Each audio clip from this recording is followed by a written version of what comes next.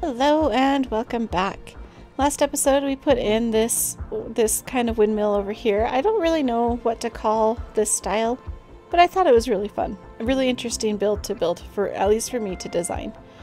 I also think it would look really cool with some different color schemes.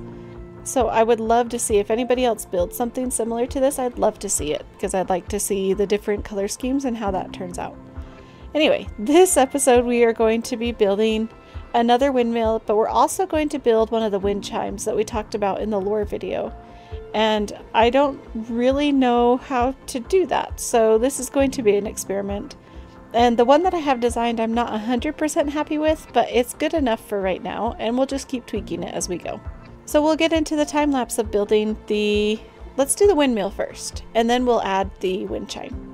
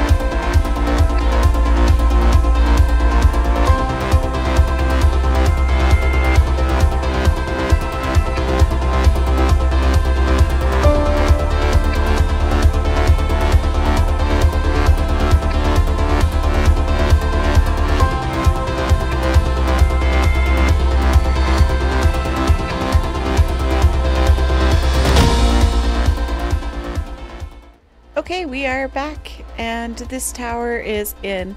This is one of my favorites, I think. It's pretty simple to build. It's just a lot of fencing and stuff, but it looks a lot more complicated and detailed. I also like that it is a water mill and a windmill at the same time. So let's go take a look. It's a lot more medieval than the other builds as well, and I kind of like that. I've also never built in this style before, so it's really fun.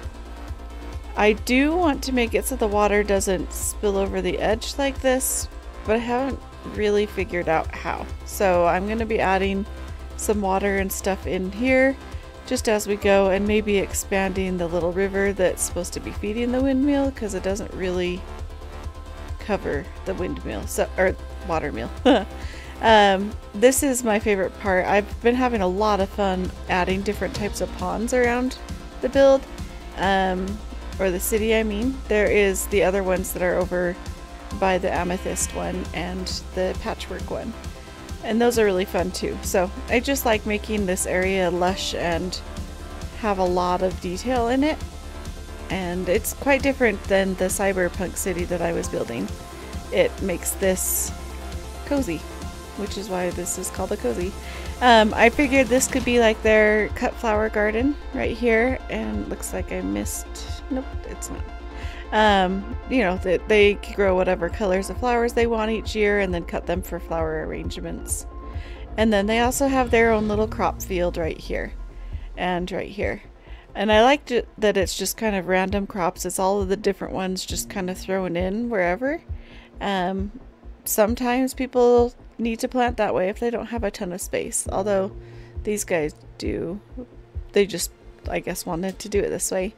And then this is one of the big wind chimes. I know it doesn't look like the little wind chimes that you were probably imagining, but in my brain and in the lore, I figured they make these really big wind chimes, and so as the wind travels in and through them, it makes a wind chime noise.